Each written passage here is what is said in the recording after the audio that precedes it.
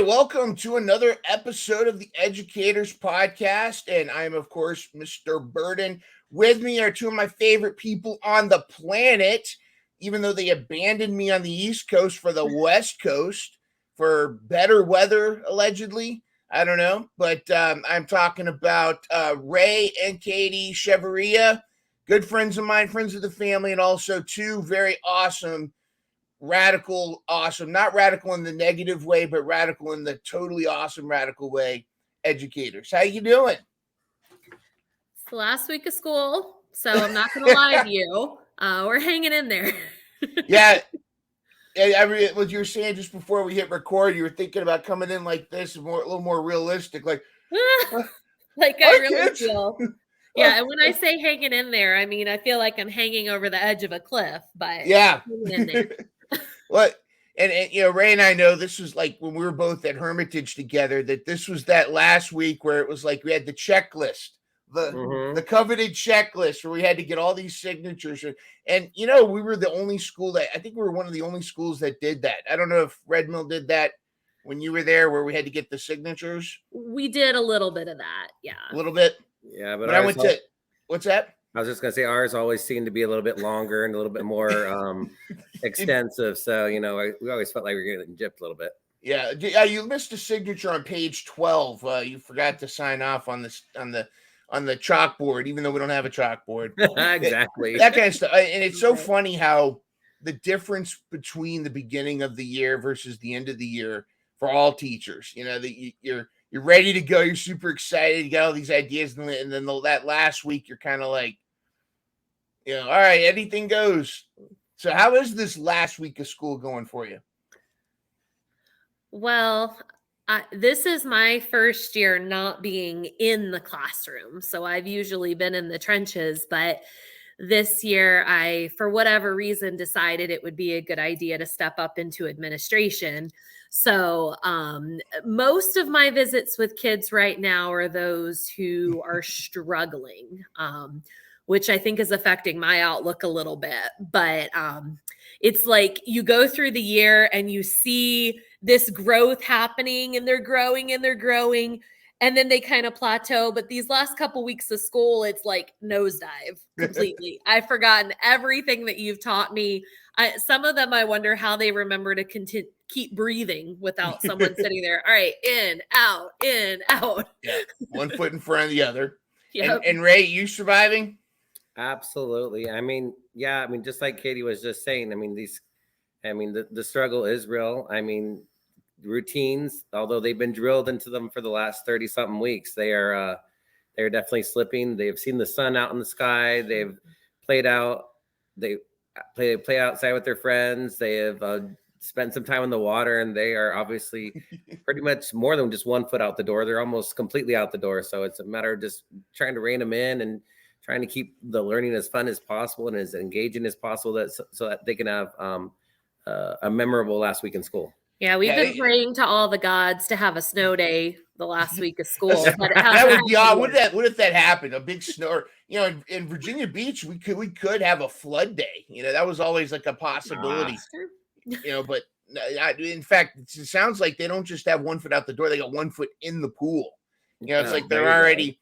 And I always feel like we should go with quality over quantity. I feel like school should basically straddle the Labor Day to Memorial Day, and once right after Memorial Day, school should be out, because there's so many other school systems that are already done, even though they go back like early August. Like my mom's teaching in Florida, and they go back like the first week of August. The teachers go back like even that last bit of July, but they are outdone by Memorial Day.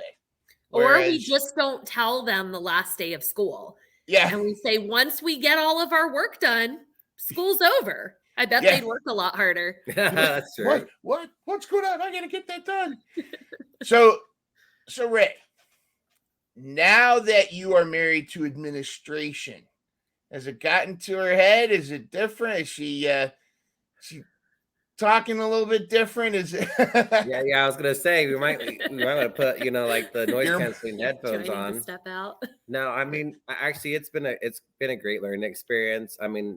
one of the things I try to do as an educator, for Katie as an administrator, is just to try to give her opportunities to be in the classroom more and just give me some pointers just from a different perspective. Because, you know, just like, I mean, any teacher, you know, you think you're doing a great job, and then someone comes in the classroom and sits in the back of the classroom. They're seeing a couple of things that you aren't, and they're going, hey, why don't you try this a little bit differently next time? So just hearing that from her point of view and trying to see her as just I say just an administrator, but in this case, just as an administrator, and not my wife, not my best friend, not my other half. So, I mean, it's been a good experience so far. It's hard, but it's hard. It is probably hard to compartmentalize that, though, too. But yeah, that's the thing. And you and I've talked so many times at Hermitage. My biggest not frustration, but one of the things that bothers me the most, I hate being observed, and it's my own problem because I see all the mistakes that I made, but I'm the only one that sees them. Mm-hmm. But it's so I'm extra like not tense, but wound up just a little bit more because I just don't want to make a mistake. So like even a friend like you would come in to observe me, I would be like still wanting to have it to go perfect. And then, but you know, the kids don't notice it, everybody else doesn't notice it, but it's telling myself that it's the feedback I got to look for and appreciate, you know. So, and that's ultimately what it is. And I like this term. I want to know your thoughts on it, about the term anticipate positive intent or assume positive intent. Like when you're getting observed, that can be harder depending on the administrator. Your rapport with them could differ, as we can talk about ones that we may have known. Cases. But for the most part, if you assume positive intent and somebody comes in to observe you, it really is constructive and positive, the pointers, you know, and I think that's important. Would you agree?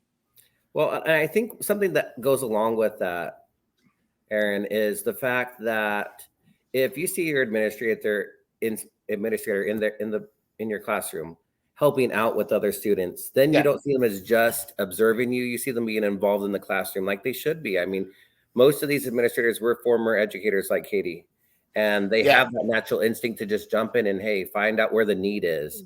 And when you see them doing that, then it sort of relaxes you and gets you more back on your plan of what you're intending to do during that lesson. And it just, at least for me, it relaxes me. Yeah. And I will say the biggest aha moment that I had in becoming an evaluator this year was realizing that I didn't really understand how this process should work when I was a classroom teacher. And as I'm going through and realize I'm looking at the rubric and I'm studying it and I'm being trained on it, I realize nobody lives in distinguished land all the time.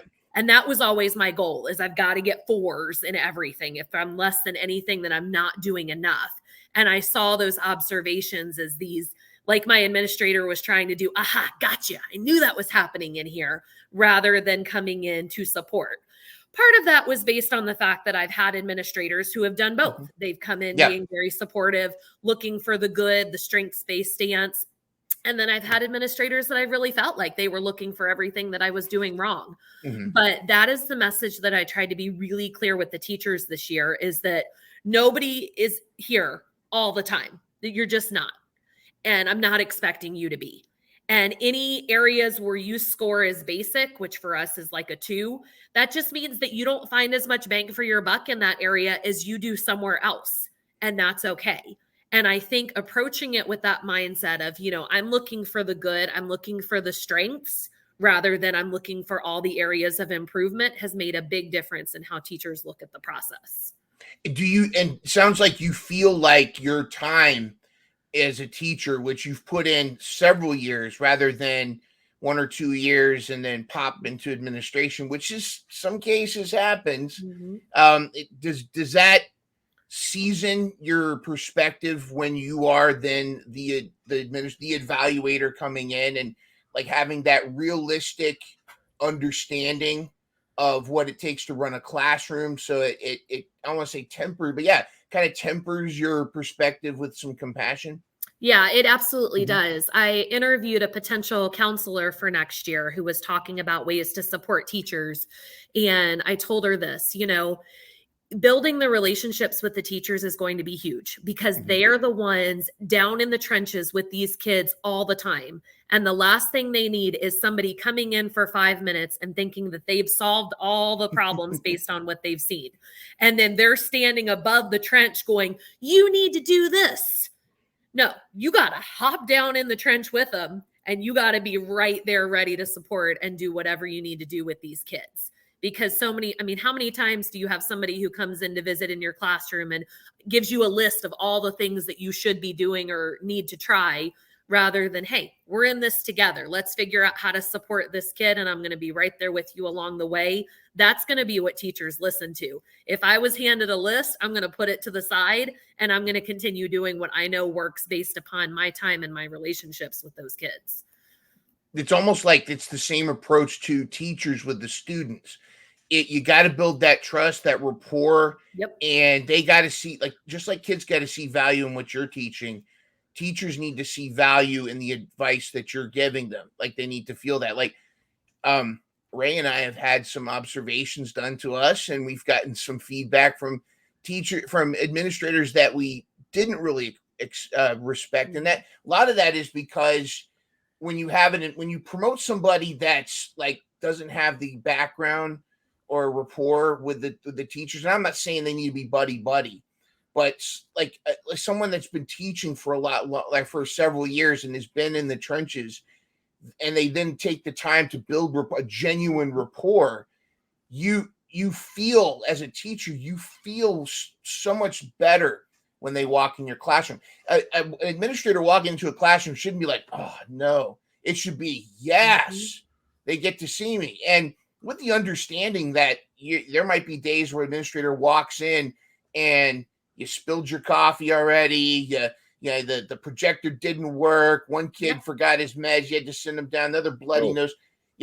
Having those days, which we've all had, multiple of those days, it's good to have an administrator that understands when that happens. Yeah, and I remember just several days that we're driving in the car on the way to school, and Katie's like, man, I hope I have some time to get into the classroom today because I really want to get in there. And it sort of goes back to what you're just touching on, where that's her desire. That's where she really wants to be there to support the staff, to support the students, just to get that extra body in the classroom. And, even some students that, might be able to receive a certain message better from her than it is from even from the classroom teacher for whatever reason. But it's just wonderful to have that type of support readily available. And you sort of feel for those teachers that don't, like we used to. Well, and I've stepped up to substitute this year. I have covered time so that teachers could get extra planning and go and meet with coaches and things like that. And I'm just working really hard to keep myself grounded so that I don't forget, because I can come in and I can magically handle these behavior issues, but it's because they haven't been taking, pushing at that last nerve the entire day, to the point where you're done. I'm new, I'm fresh, I've been doing paperwork all day. I'd love to take a chance and talk to a kid. It's a completely different situation. So if I were to come in and say, oh, they're magically better because they came to visit me, that's not what happened at all. It's completely different situations. And I know, go ahead, Ray, you were going to add to that? Actually, I was going to sort of turn the conversation just a little bit, just going back to, these kids during the last few weeks of school, they just need to have more like project-based learning right now, just to keep them more engaged in the lesson. So one of the things I've been doing in my classroom, actually per this young woman's recommendation, there we go, suggestion, we're actually planning our own summer vacation. So the kids, they get to like look up like a destination, they get a choose how they're going to get there, whether they're going to drive there or whether they're going to fly there. They're going to stay there for like a week. They have a budget that they have to stay within. So it's just a great opportunity for them to feel a little bit more like, hey, mom and dad, every time they plan a trip, because all they see is, oh, we're getting on a plane one day and going to Disneyland or somewhere super fun, and they don't really know a lot of what happens in the background. So just trying to keep things interesting so that they're not going off track these last few days of school. Well, and a lot of these kids who are turning into more behavior problems at the end of the year, if you look at the why, it's because they're not excited about going home for summer. Yeah. School is their safe place. They know that they can depend on us. They know that they can trust us, and they're realizing that that's coming to an end, and they don't know what next week's going to be like for them. So rather than approaching that with punishment, it's trying to let them know we're still here for you, trying to help them build these coping skills to get through the summer, and helping them know if they might need to reach out for help and things like that. So that's a critical piece of the end of year too. Sure. It's so sad to know that too, that, I've had students where they want to come to school early because they just don't, and they want to stay. They don't want to get on the bus, or they want to have to walk. We had a student last year. It was not in my class, in another classroom, but he was one of those frequent visitors to the office, frequent incident stuff. But last year, he and his teacher really clicked. She really found like inside and got to his why, and really got him feeling part of the community. But when he would go home, the home life was so tragic and broken that he would like try to come in an hour early. Like he would just hang out in front of the school. And there were times where they had to ask him to kind of move to a different spot, and he would just kind of hang out at the playground. Yeah. And I think it is important sometimes to remember that some of these kids, summer vacation's great for a lot of us, but some of these kids, man, summer's not going to be as fun as they expect. Yeah, I know that assignment that we all give at the beginning of the school year, write about your summer, tell me about your summer. I really didn't realize until this year that I don't know if that's the best idea, having kids share about their summer sometimes, because you have the kids that are going to Disney and Great Wolf Lodge and all that. And then you have the kids that say, well, I played in my backyard a lot, and that's their norm. But it really is increasing the gap, I think, when you do that and they start to realize that, oh, their life is different than mine, and they start to think about why that is. Right. It's the same thing with morning circle or morning meeting. When I talk about, hey, what'd you do over the weekend? It's like I've started to temper those type of conversations for the exact same reason. Yeah, it focus it more. I try to build more on focus on what's going on in the classroom. Yeah. How are the teachers doing? I know, last week of school, it's always hard to kind of say how are the teachers doing, but looking back at this year, how are the teachers doing? How are you guys doing, of course, but how are the teachers doing? And is there a bit of a teacher shortage or a struggle to keep and find good teachers where you guys are? Washington State is one of the higher paying states for teachers. So because of that, we're not dealing with as much of a shortage as other places are. However, in our little school, we're small. We don't have, a curriculum and instruction department and all of that. It's, you've got this person who's the custodian and also the lunch monitor and also, recess, and they might be going in to help in a classroom, and, the principal's vacuuming at the end of the day, and the teachers are, so we wear a lot of hats here. And for that reason, and also because of our location, because we're way out in the country, it can be hard for us to get and keep people. Our salaries in our district are lower than the neighboring districts. We're a lot tinier. So we find that there has to be more than money when people come here. There has to be a level of passion. And I know that passion, doesn't provide a paycheck, but it's just so important to help us get through our day. And I feel like every teacher and every staff member in this building really has that passion, and they've made it clear that, they're in it for the long haul, that they love these kids, and they'll do whatever they can to help them, even to the point where I have to get them to scale down sometimes. Like, no, you don't have to spend your own money on that. They're just so dedicated that they would literally, take the shirt off their back and give it to a kid if they felt like that would help them. Right. And one of the other appealing things to our smaller school is our smaller class sizes. I've been fortunate enough to be around the 17, 18 student range. Wow. this year, and for most of the day, I have a paraeducator in my classroom, which helps out with some of the higher needs students. So it's been really helpful to not have that closer to 30 student mark, which is what I was used to back in Virginia, where I literally came to school and went, basically, how am I going to make sure that each of these students gets home in the same condition that they came to me in? Because they're always bumping into something or tripping over something, or bumping into each other and then causing a scuffle and whatnot. But so it's not so much that out here in the school district. So that's definitely one of the key factors which I've really enjoyed about working at school. That kind of leads me to the next question. For both of you, what are some of the differences? Negatives too, but mostly, what are some of the positive differences as well of the school system you're in now versus Virginia Beach schools, where you guys came from? Well, we're a one school district.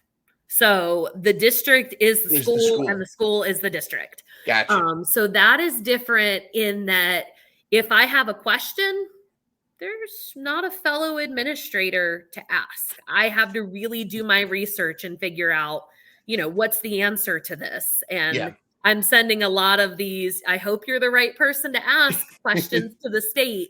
I'm sure I'm on some list up there somewhere. Obviously the newbie, but it is different in that regard, because in a large district like Virginia Beach, if you don't know the answer, then somebody down the hall or somebody across the street is going to know. Yeah. I don't know. I mean, what would you say are some of the positives here?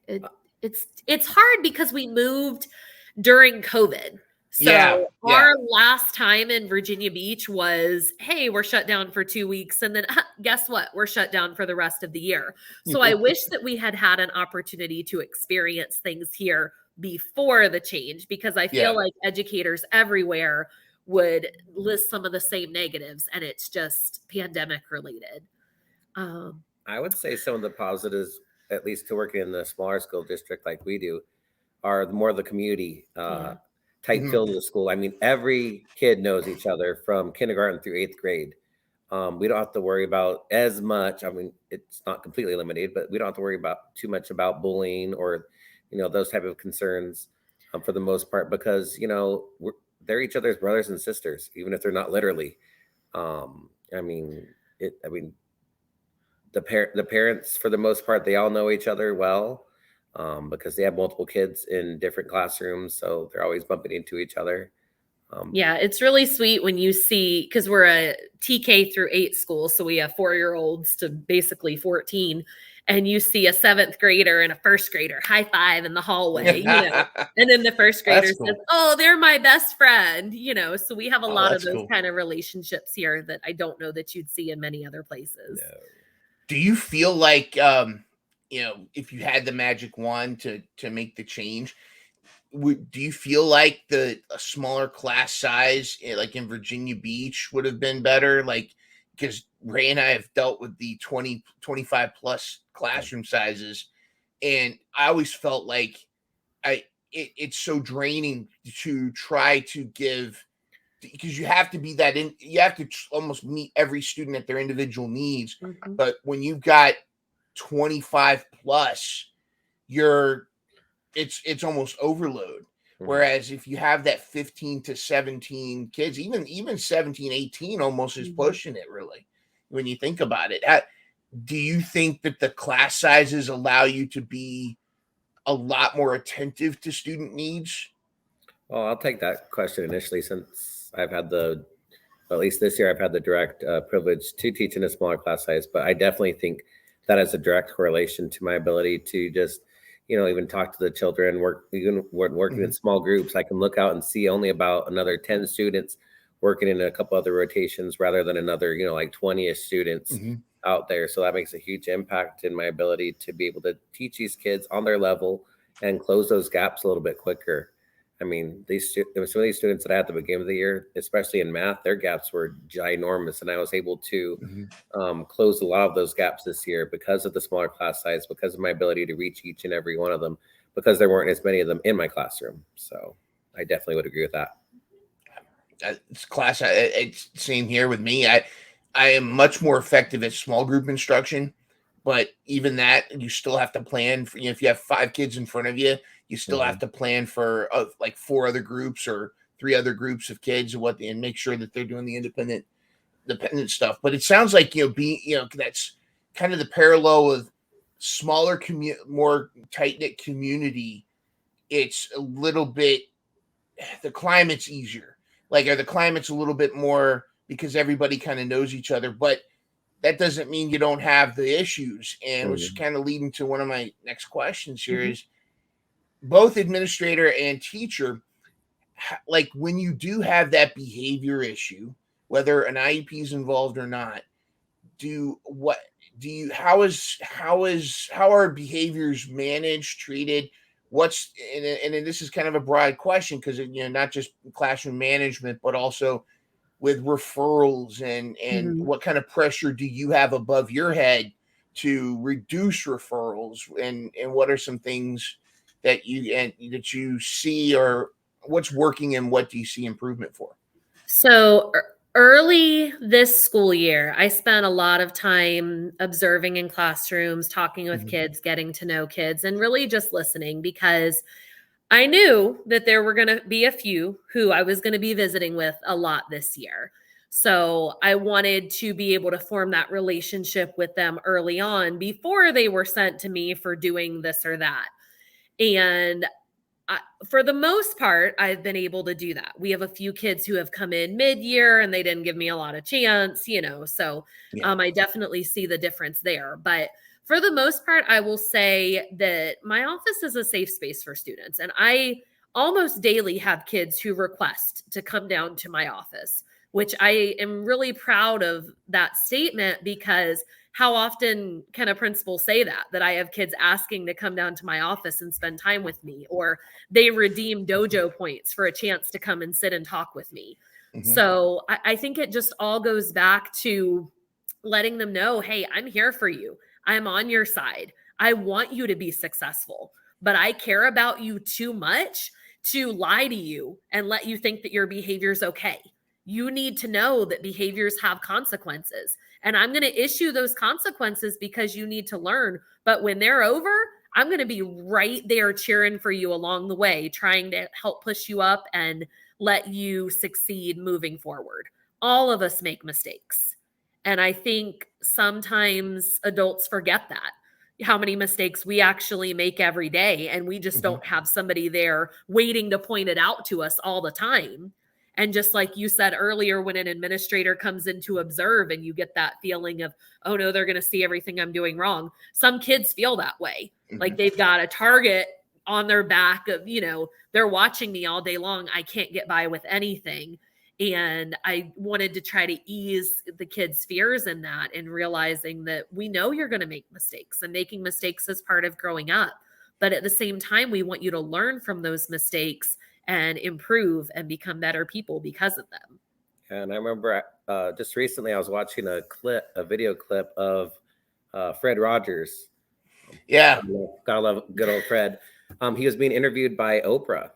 I think it was a clip back in like 1985. And she asked him, what's one of the biggest things we as adults could do to improve our relationship with kids? And his answer was so simple. And it was, just remember what it was like to be them. Remember what it was like to be a kid yourself. And if you can do that, and remember how you used to think and how you used to be excited about even the little things, and how you, just how it felt when you were reprimanded, and how you wish you'd been treated differently when you made a mistake, and just the way he put it, and which is a lot more eloquently than I just did, but you can just imagine just how valuable that type of feedback is coming from him and from any valued person that works in that field of education. It was just like eye-opening. I was like, wow, God, I remember what it was like to be them, because that'll help me become a better teacher myself. Or in some cases, still be partly a kid. Like some teachers are still have one foot in their own childhood. That's true. I mean, not that I don't have Minecraft going on or anything. It's hard at the same time, though, with all of us being in the same school, because we have the two of us, and then we have our two oldest, and they're, here all day long. And I feel like sometimes we give our students the best of us, and then all those things that I know I should be doing. The let's talk about it, turns into just stop by the time I'm home with my own kids. And I'm like, if this is what my students are going through in their house, parents have given the best that they have to their jobs, and now the kids are getting what's left over. I mean, of course, they see that quality time with me as being important, and this is what they see as their norm. So as a child of an educator as well, my mom taught 40 years, and now they've got her back in. She's actually special education. They hooked her back in. She says this is her last year, then she's completely retiring. So they suckered her in to be I say suckered. Now she's doing fine, but she came in as a para for a while, but then this last year they got her at doing special education. So yeah, again, it's like that educator. Once you're an educator, always an educator kind of thing. But as a child of an educator, I know what it's like for when my mom would come home from dealing with middle school kids all day, and then me. Now granted, I wasn't necessarily like a mischievous kid. I mean, I do dumb things, but like I was, like the worst thing I would do is maybe disassemble the can opener, or or do something, the curiosity would catch me. But yeah, there is that balance between being a teacher and then coming home and putting on the parent hat. And that's got to be a challenge. That's got to be tough. Do you guys do you ever get the kids? Do you ever like Emmeline or Levi? Do they ever expect a referral from you if led home or anything like that? No, but I do find that they'll come to me with questions or issues with somebody in their class, and I have to put my mom hat on, like stay away from that person, that kind of thing. And then sometimes I have to tell them, like, I'm saying this is mom, not as principal, so I need you to not walk in tomorrow and say, my mom said this or that about you, where I can tell them, like, hey, this person's kind of bad news. As your mom, I need to tell you, like, you need to keep your distance. But of course, as principal, it's, we're going to learn teamwork and working along, and we can work with everybody. So there are a few hush-hush moments in our house. Right. And especially for me, having to teach Levi this year.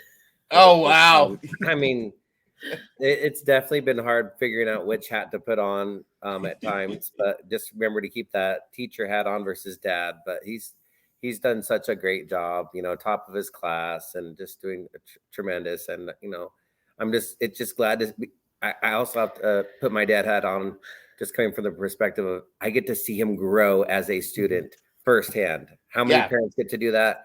So few. So I'm so proud to have that privilege as well.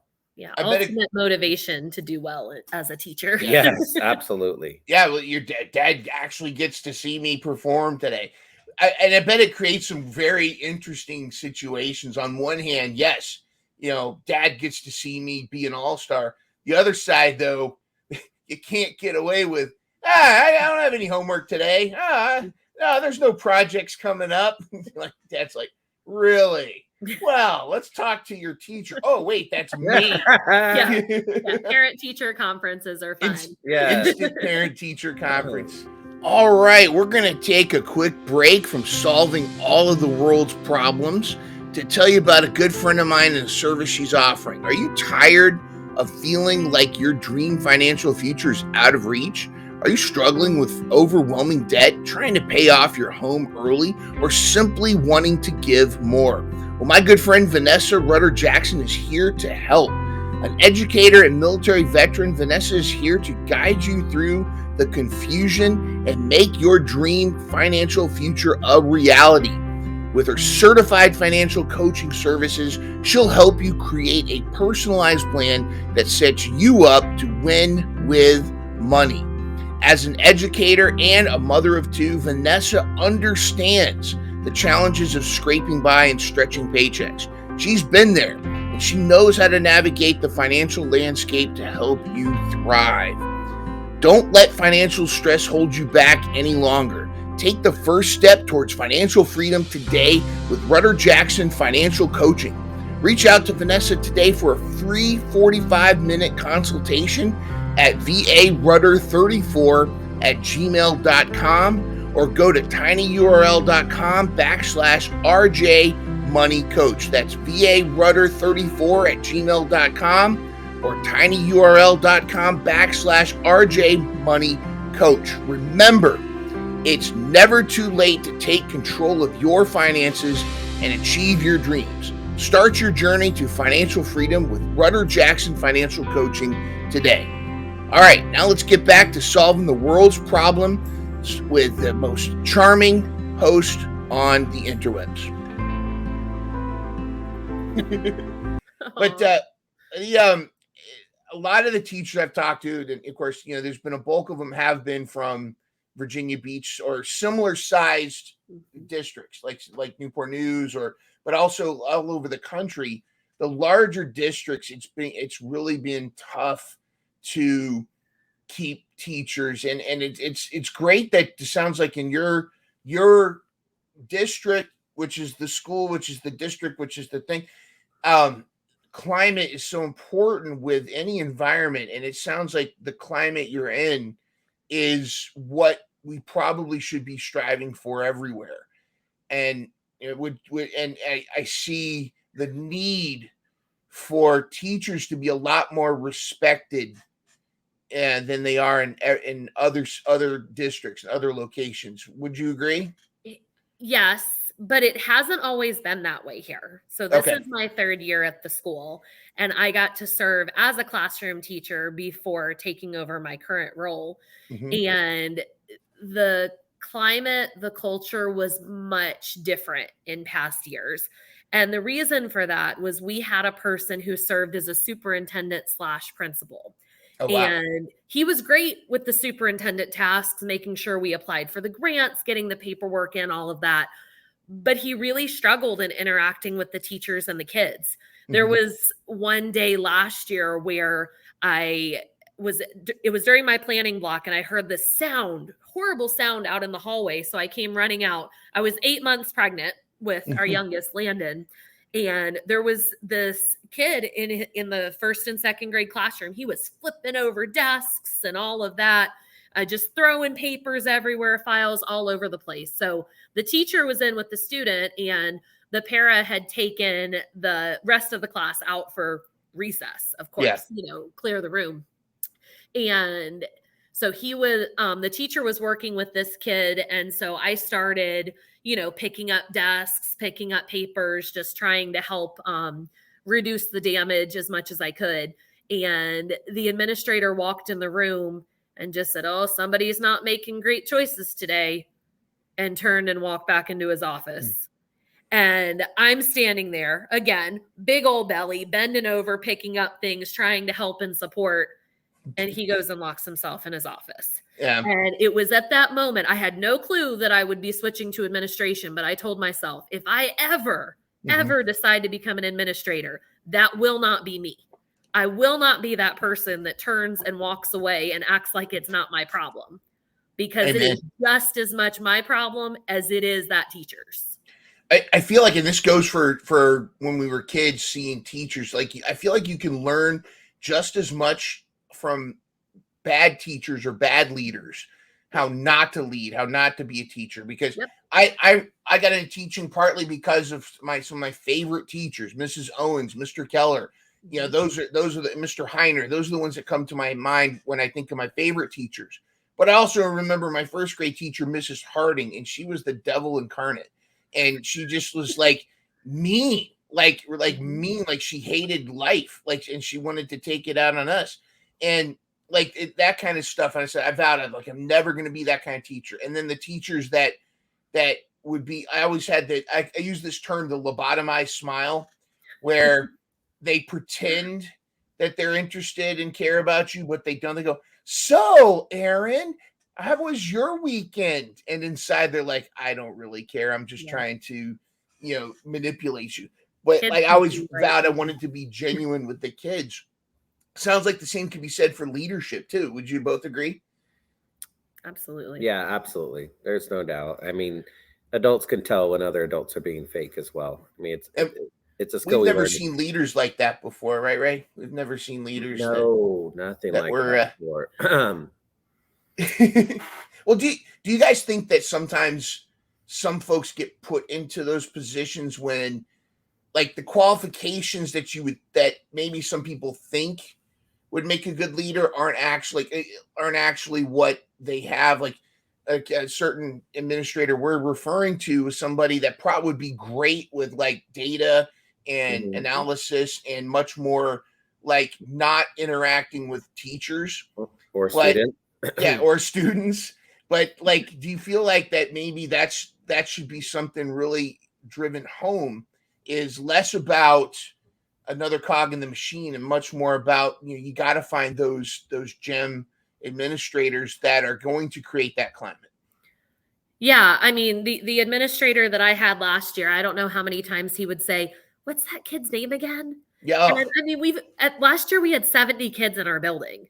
70. Wow. And he would still ask you, what's their name again?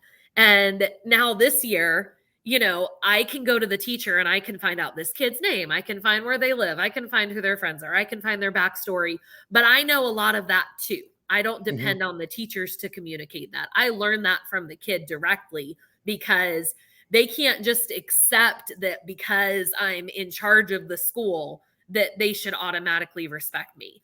Some of them have been taught well enough in their homes to portray that they respect me, but true respect has to come from knowing that I'm on their side and knowing that I want what's best for them. And I would much rather have to deal with a few bumps along the way to really generate that relationship, foster that relationship, rather than just, you will respect me because of who I am and what I do.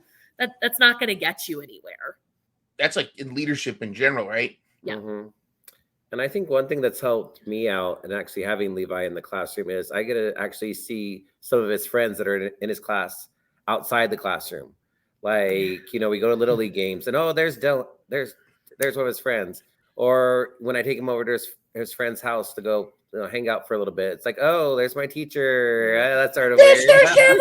Exactly. Like, what are you doing here? Oh, wait. Yeah. We go to birthday parties. Yeah. It's always been a double-edged sword. It's like, I go to Kroger and I hear, Mr. Burden.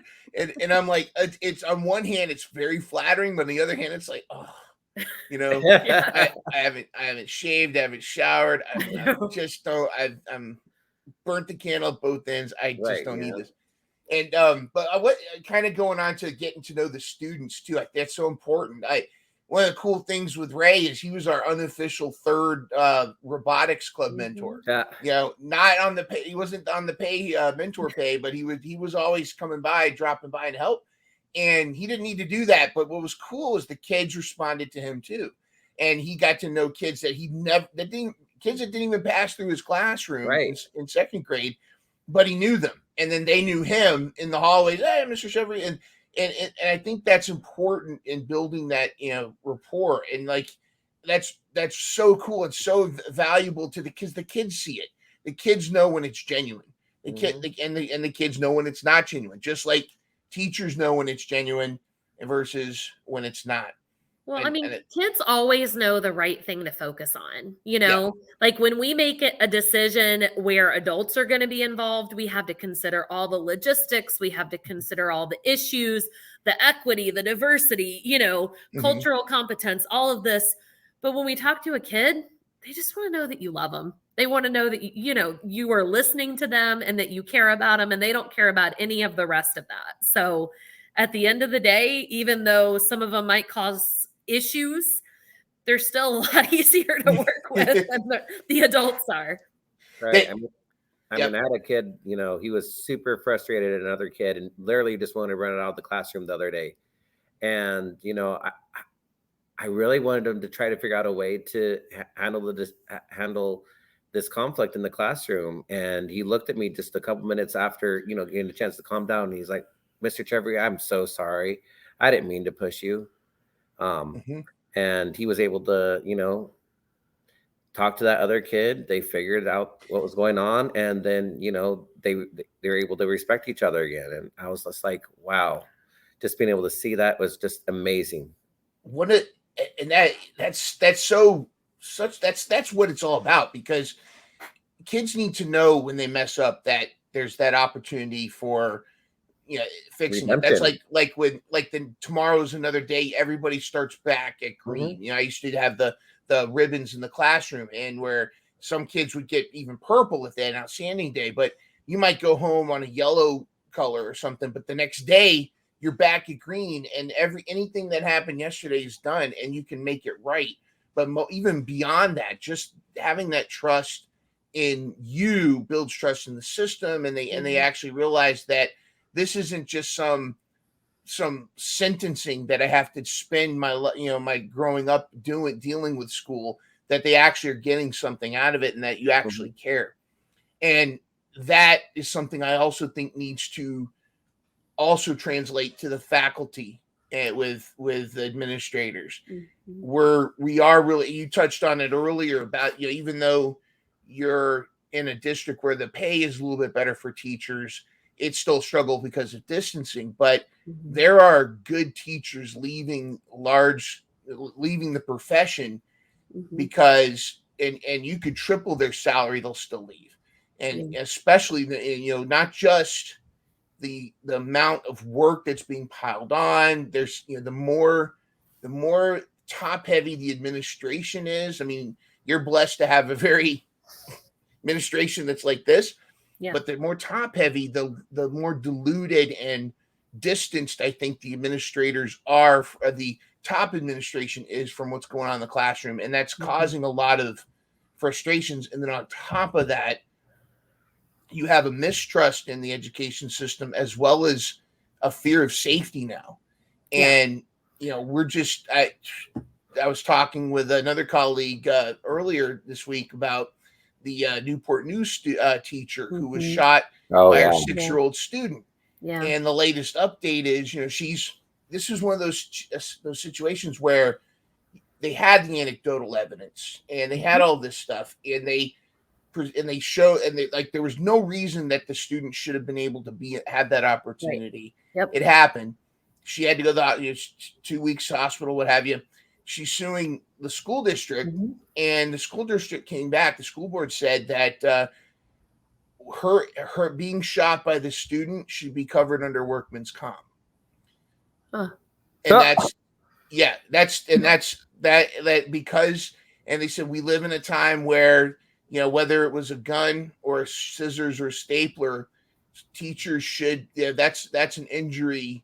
Sadly, that's an injury that teachers should expect. And it's one of those things where, and I'm paraphrasing, but that's essentially what they're saying. But to me, they're saying the quiet part out loud. And again, this is not Washington State, your district's specific thing, but this is something I see common in a lot of the larger school districts and in the education system in general, where the focus is less on teacher well-being, student well-being, and student growth, and helping these kids, grow as people, and more on reducing cost, reducing liability, and really not thinking about safety. I mean, that's clearly, to me, that to someone to make that kind of statement is not, number one, not thinking about how messed up that sounds. When you say, hey, you being shot, that's just part of the job.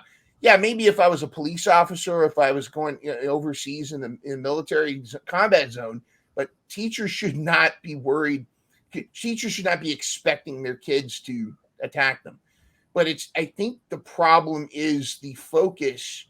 And you and I we've all talked about this before, where in Virginia Beach schools, where that when you fill out the application for Teacher of the Year, it doesn't really it doesn't ask about, those aha moments with the kids, the, student growth. It doesn't solicit student recommendations or referrals. It doesn't solicit the stuff that I feel like we got into teaching for. It's more about what committees were you in charge of, and what professional development, all this stuff that almost like you're grooming you for a cog in the wheel.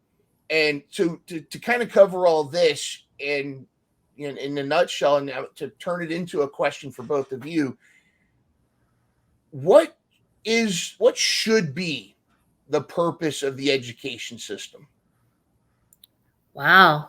Oh, deep one, but that's deep for the last week of school. in comparison to where it kind of seems like it is right now. It's got to be about helping kids and helping them be citizens who can solve problems. I've stopped asking kids, what do you want to be when you grow up? And I've started asking them, hey, when you grow up, what problem do you want to solve?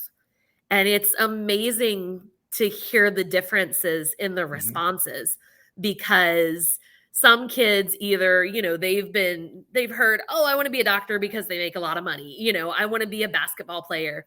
But when you ask them, what problem do you want to solve? Sometimes they can verbalize it, but I've never had a kid who at some point didn't answer it. They'll say, I might need to think about that for a little bit. And then they'll come back to me and they'll say, I really want to solve the problem of homelessness. I really want to help homeless people. I really want to find a way to make this work or make this happen. And it just gets kids thinking in a different way. And I think that that's what it's all got to come back to, is how we want to make the world better. We're going to make the world better by raising kids who are able to do that. But sometimes we get so caught up in the logistics of everything. You've got to individualize instruction and you've got to meet the students' needs so that they can all pass the same standardized test. And then if they don't pass the test, then you're not successful as a teacher. And it's just this vicious cycle in education, rather than, am I helping kids learn? Am I turning them into the person that they need to be to solve these problems that seem to be increasing rather than getting better? Well, I don't know how to add much more onto that other than Raising ditto. Exactly. I mean, what she said. Students, part of my job, which I feel like I'm responsible for, is to teach you guys to be good people and to treat each other with respect. And I don't feel like they see that a lot at home at times. And if I'm the only adult that's able to teach them that, at least they're hearing it from somebody. Yeah. Because I just see these kids, they come in with anger. They come in with frustration. They're hurt. They're broken. And they just need somebody to show them, hey, what am I actually supposed to be like? Because what I see outside of the school doesn't feel right, doesn't look right, doesn't sound right. So if I can help them in that role, in addition to teaching them ABCs and 1, 2, 3s, then I'll consider my job done. I had a discussion this morning about dress code. Came up with dress code. We had a school event a couple weeks ago. One of the girls was wearing shorts that were very short. A couple of parents had questions, so they talked with one of the ladies in the office, and it turned into this matter of perspective. So we have this one person who thinks that, we need to nail them on this dress code and they shouldn't be able to wear that, and shorts that are, fingertip length. And then we have another stakeholder who's saying, well, we don't want to end up in the news because dress codes are only for girls and it's an equity issue and we want to be inclusive.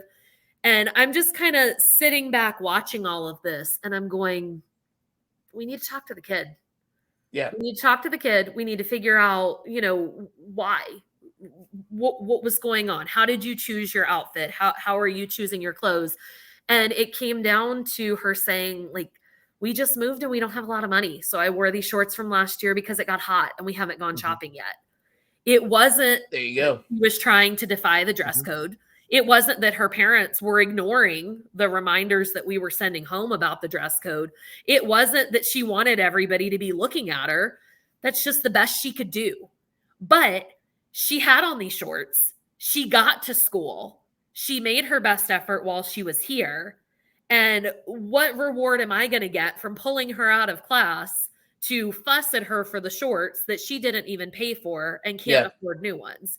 So it's totally a matter of perspective in stopping, trying to filter out the logistics for just a minute and think about, what do I really want to accomplish here? And I think that that's the viewpoint that so many people in education have forgotten, is we've got to do this and we've got to think of this and we've got to consider this.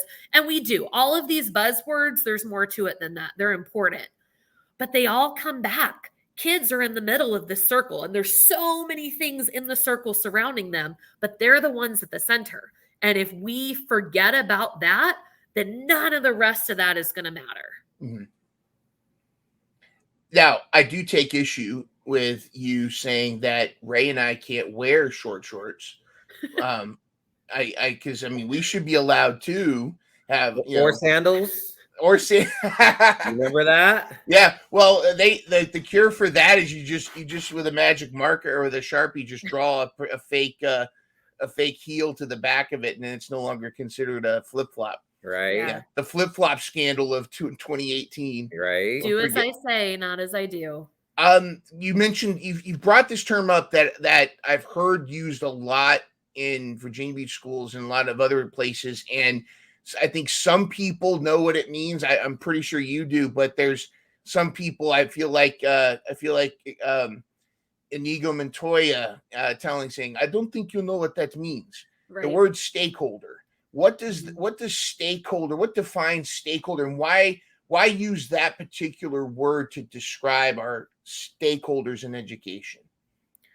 Well, I mean, looking at my position, when I think of stakeholders, I think of our students, because if we fail them, then they can't accomplish the goals that they have in life. We have our parents, who some of them want more of our support than others. We have teachers who are stakeholders in that they want to help their students do well, but they don't do this for free.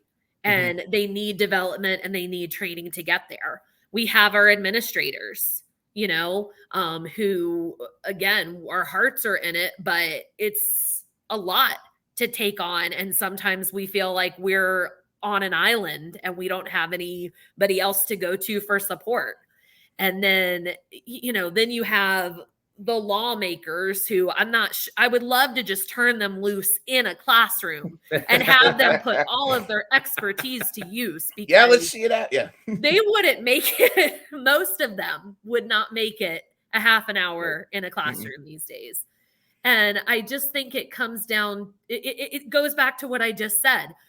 All of our eggs are in this one basket of preparing these students to solve the problems that don't even exist yet.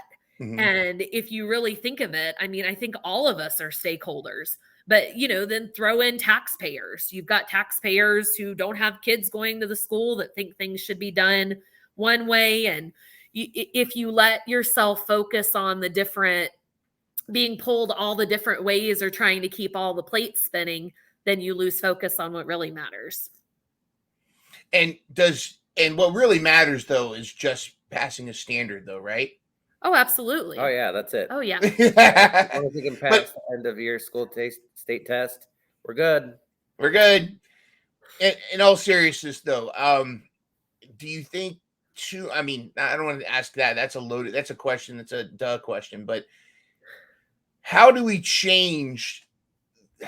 make the standardized testing not be so do or die, and and avoid the feeling of a teacher feeling like if the students don't pass the SOL, they're a terrible teacher and should jump in a volcano? Are you trying to raise your hand? Yes, I am. Actually. He's raising his hand. You should call on him. I mean, what I've started to focus on instead of a raw score itself is student growth. Yes. I want students to measure up against themselves. Okay, where are you at in September? Where are you at mid-year in January? All right, let's set a goal. Where do you want to finish that at the end of the year? And then now that we're there, how close were you to that goal? Did you meet your goal? Did you exceed your goal? And then celebrate it.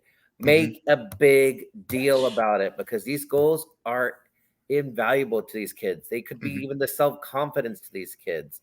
So make them compete against themselves. I mean, that's where I'm at when it comes to state testing. I don't want them looking at Johnny's score and going, man, he blew me away by 40 points. No, that's not your bar that you're measuring yourself up against. You're measuring against you like 4 months ago. And just continue to get better, because you're going to close any of those gaps as long as you keep doing your best and don't give up, and keep reaching out for support and keep asking good questions to either your peers or your teachers. Just keep doing your best. That was the most frustrating part of state testing for me, was up until the last year or so in Virginia Beach, we couldn't tell our kids how they did. Yeah. We didn't even know, but even if we did, we weren't allowed to say anything. And I wanted to beat my head against the wall, because it's like, That's not the primary goal, that you pass this test, but you did. And it's because you worked hard and I worked hard, and I want a chance to celebrate that with you. And we never got that satisfaction. And by the time they come back in September, it doesn't mean as much, Yeah, at they that moved point. on.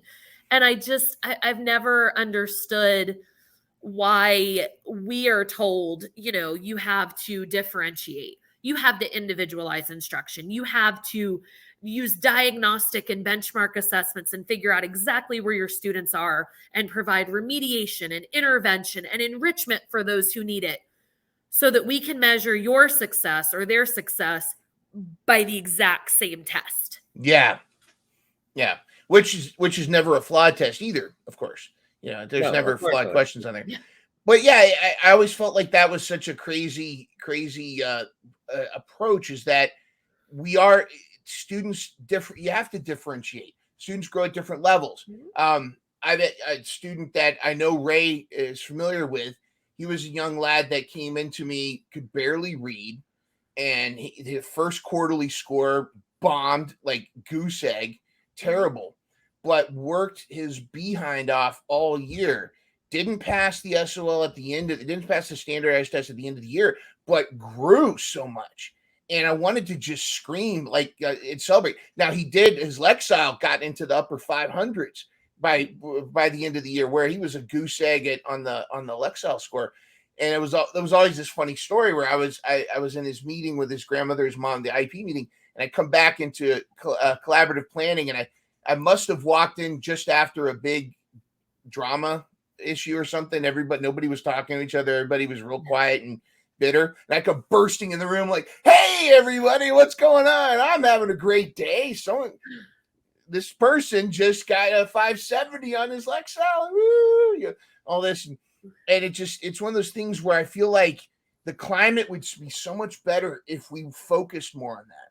If we focused more on that student growth, and if there was a way we could, instead of, I think standardized testing, I feel like, is a value from a data standpoint. But if there seems to be so much, financial and so much other things tied to it, that if it wasn't tied to it, I feel like it would make the teaching profession and the climate in general so much more enjoyable to work with. Yeah, I think you're right. I'm going to go 2 more questions and then some final thoughts with you all. And first question for both of you. What are some of your overall frustrations with the education system? And then the second question is going to be, what are things that you love? What do you love about teaching still to this day that got you started teaching in the begin with? Frustrations with the educational system. I think I'm going to pull out the word logistics again. Just like my situation this morning, one of the people involved made the comment of, "Oh, we don't want to end up in the news because, we called someone on dress code and all of that." And it had me thinking all day, like, is that really how we make decisions now? We're worried about making the news. We're worried about others' opinions. We're worried about stepping on toes. And, we make the decision that stirs the pot the least, that causes the fewest ripples. I don't remember very many people throughout history making changes by using that kind of mindset. Right. But yet that is how we're limited as educators, is, "Oh, well, we don't want the parent to get upset at us for this. We don't want this person or this group to have anything to say. We don't want to have to hear from them." And my thinking is, be strong and be confident in what you do. So when these people come at you, you're ready to respond. You have a reason, because you've kept the students at the center of your attention, the center of your mindset, so that you're able to answer these questions and you're able to explain why these decisions are made. And if they have questions, or they want to, they want to be upset at you for that, then okay, let's talk. Let's figure this out. And if their mindset isn't where it needs to be, then it might go in one ear and out the other. But I'm not going to back down from making good decisions just because I'm scared of who's going to disagree with them. Very well said. Ray? I mean, my frustrations with the school systems, I mean, just feeling like as a teacher, sometimes you just have one hand tied behind your back. Mm-hmm. You can't make all the decisions you'd like to do to help out your children or your students, excuse me. Although they feel like children after as much time as you spend with them.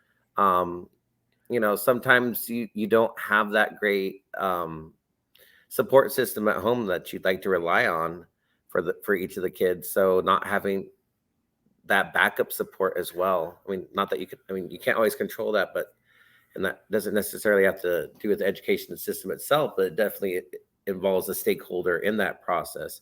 Yeah. But just, I mean, it's got to be frustrating to put all this work in helping this child become, you know, a better citizen. You're making better decisions and growing as a person, and then a weekend could knock that out. Exactly. I would always have the, you know, especially with students that like they would spend a weekend with one parent and a weekend with a different parent, each back and forth, and different house rules, and like you'd have they'd have the one parent that's, you know, very almost too strict in some cases.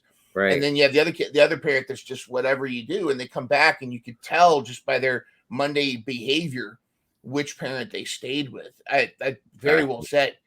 Flipping the script, and I want to tweak how I ask this. Favorite positive moment from this past year of teaching? What has been just that cool yes moment that you've had with teaching, or has there been one? Or is it more of a general feeling? I know for me that it has been hearing my students from last year say, hey, when are you going to come back and teach us again? You know, we miss you as a teacher. And I just think always hearing that, you know, it's usually the kids that you were toughest on and you thought, oh, they're going to be glad to be rid of me. But yet the next year you hear they appreciated that structure. They want me to come back. So I think comments like that helped me to stay in the right mindset and realizing that whatever my title is, I'm still a teacher. I will always be a teacher. I will always be a kids first, help you however I can kind of person. And regardless of how my title changes or my location changes, that's what I'm all about. I mean, for me, I mean, it's always when a student accidentally calls you dad. Yes. And I'm like, oh, or mom. There we go. Because my mission, and I told them this at the beginning of every school year, I want this to feel like your second home, or at least how your home should feel like. And they feel so comfortable, and you built that trust with them, and that slips out. And of course, they catch it the very next second. They're like, I'm sorry, Mr. Chavarria. I'm like, don't apologize. I take that as a compliment. But I mean, that along with, and I got to see a lot of this in Virginia Beach when the students come into your classroom year after year after year, and they've already been through your classroom and they're just popping in just to say hi each morning. I mean, that was always the hugest feather in my cap.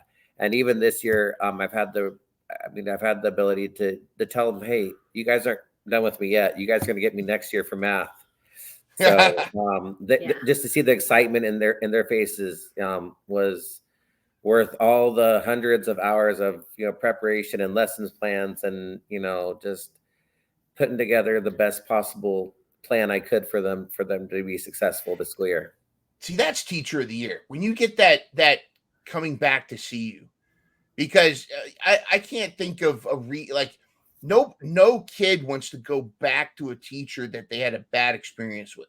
Exactly. They don't want to come back and say, hey, Mr. Chavarria, if they had a bad experience, they didn't feel comfortable, or in a sad way, the only time they felt comfortable may have been with you. And it's just to get that touchstone again, to get that experience. But I can't think of a more tremendous reward than to be called mom or dad accidentally. And I always would say, yes, I'm your mom, I'm your dad, I'm your, you know, while you're here in this classroom, I'm mom, I'm dad, I'm your psychologist, I'm your teacher, I'm your nurse, because when you get that bloody nose, exactly. And I'm game show host, because we're competing with TikTok, Among Us, we're competing with a much more entertain me now generation. Right. Then And are you guys seeing that a little bit too? Like, do you feel like the generations now are a little more like feel entitled to be entertained or entitled, or is it kind of more? Is it easier to get them engaged? Well, they definitely need that instant feedback. I mean, all these activities and games that they're playing, they give them feedback so quickly, and they feel like they need that in the classroom as well. And that's not always possible. Every 11 seconds. I did a little bit of research on this. Video games on average give kids feedback every 11 seconds. Wow. And we wonder why their attention spans right. are so short, because it's really hard for them to have that sustained mental effort and try to make it through these tough tasks. But at the same time, if we can channel that, how do you learn in a video game? Is it by sitting there reading the directions? No, it's by doing and messing up and doing again and getting a little further, but still messing up. And if we can figure out how to bring that into our classrooms more and give kids a chance to learn by doing and learn from their mistakes, I think that's a good lesson for all areas. Absolutely. And the trial and error is probably the best way for a lot of kids to learn and get that hands-on. Well, this has been awesome. I love talking to both of you, get to catch up, and maybe at some point I can Deb and I will make our way to the West Coast to come visit. But love to talk to you again. Love to have you both back on again. I know I have some thoughts about how Chat GPT is affecting writing. I don't know if you guys, we could talk about that next time. But any final thoughts from each of you or words of wisdom for the teachers getting ready to get out there for their summer break? Rest, recover, take care of yourself, put on your own oxygen mask before you help others put on theirs. It's okay to need help, and it's okay to need a break, and be excited for next year, but take some time for yourself too and have some fun. Exactly. Book something that you're looking forward to. Like, even if it's a trip that's not going to take place later on in the summer, just the anticipation of that could be so like, oh, this is still coming up before we go back to school. So looking forward to that. Great moment to relax, get some things done off your checklist, obviously, because that always feels good too. But like Katie said, just kick back, relax, and remember, you've worked hard these last 10 months, and it'll be there waiting for you when you come back. Yep. Excellent. And if the climate is positive for the kids as well as for the teachers, then you will be excited to return. There is that positive. You're pumped up, like this year is going to be awesome because you have that feeling. Well, thank you so much, Mr. and Mrs. Chavarria, for being awesome people. And a shout out to Evelyn, Levi, and Landon. I want to get Landon's baseball card because he's already got the pose down. That's right. You saw that, huh? Very cool. Very cool. All right. Well, thanks for tuning in to Educators Podcast, and have a great summer vacation. All right. Bye, everybody. Bye. Catch full episodes of the Educators Podcast every Thursday at 4 p.m. Real educators with the real issues in education. Thank you so much for watching. And of course, take care of yourself. Jeans passes to anyone who likes, shares, and comments on this video. Have a great week.